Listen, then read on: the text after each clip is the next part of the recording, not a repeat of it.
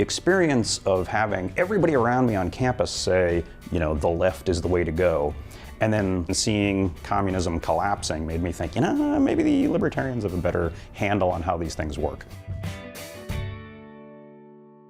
Hi, I'm Nick Gillespie with Reason TV, and today we're sitting down with Todd Seavey. He's a longtime writer, blogger, comic book creator, and now most recently he's published a great book called Libertarianism for Beginners. Todd, thanks for talking to us. Thanks for having me. What is the basic definition of libertarianism as you see it? I would say if I'm taking a consensus view of the whole movement, it's something like keep the government small and let people do what they want with their own bodies and property. And I have my own, quirky preferences about how the movement ought to work, but in the book I tried to stay fairly neutral and describe the whole thing. And you walk through all of the various schools from anarcho-capitalist to, you name it. So it's all in there. This book is richly illustrated by Nathan Smith, and it is, it's for beginners. Who are you trying to reach with this book, and why do they need to be reached? People, I guess, who are curious but aren't already steeped in the movement. So I imagine it'll appeal to people who already know about libertarianism to some degree, but I'm hoping maybe they'll buy it and give it to all their socialist friends. Maybe a few professors, buy it for their classes. If high school students read it, I'll be very happy.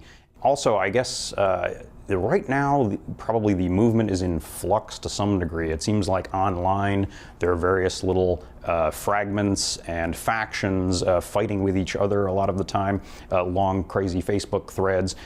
So this is an attempt to give an overview, even as people diversify and perhaps end up in their own weird little libertarian niches. You had worked as a producer with John Stossel at ABC News. Yep. He's now at Fox Business. He wrote the foreword to the book, and he said, libertarian ideas are really hard to get across to people. You did a pretty good quick summary there. Thanks. Do you agree with him? And if so, why is that? The basic principles of libertarianism are very simple. So I think there actually is a good argument for sticking to the basic idea that you own your body, you own your property, no one should mess with them at all. If you teach people that basic idea, you can always go back later and talk about special cases or footnotes or various qualifiers. But if you convey that basic idea, you've gone a long way toward convincing people that burglars and governments are both undesirable.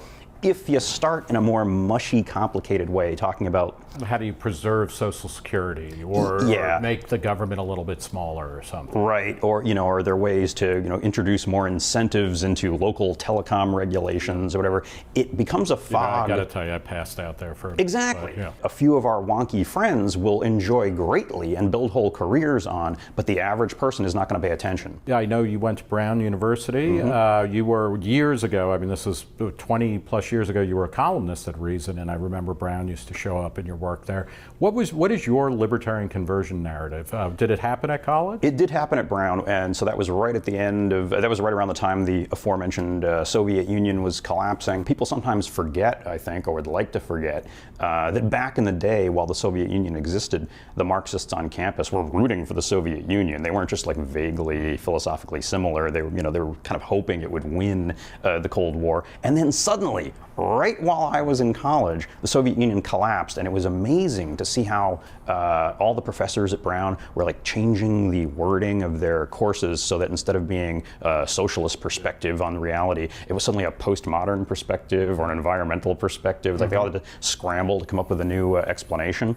But I was reading stuff like Reason Magazine and Adam Smith and Ayn Rand on the side for the most part, because those things weren't in my classes at Brown, while I was surrounded by Marxists. So the experience of having everybody around me on campus say, the left is the way to go, and then looking out the window at current events and seeing communism collapsing made me think, maybe the libertarians have a better handle on how these things work. Is libertarianism on the rise? At Reason, we talk a lot about the libertarian moment. We talk about all of the good things happening. There are obviously, drug legalization, gay marriage, to a certain degree, free trade has won, although it's under attack now. And then, you have authoritarian strains in both the Republican and Democratic Party. Is libertarianism winning over your 20 plus years of being part of the movement? Just the fact that the Soviet Union is gone is a huge plus. So, I already feel like to some degree, we're in the happy epilogue after a horrible twilight struggle. And I'm just old enough that I'll always feel like we won the Cold War, so things can't be too bad. But right now, it's very hard to judge whether the next few years will look more socialist or more libertarian. I'm sure a lot of us were very optimistic a year ago when it looked like Rand Paul might actually be the leading nominee for the Republicans. And now it's Trump, who criticizes global trade, wants tariffs, sounds like sort of an authoritarian, and the Democrats, who 20 years ago were turning into neoliberals of some sort, are now in love with Bernie Sanders, who's an explicit socialist. So, some trends were improving, but there are very scary things in mainstream politics.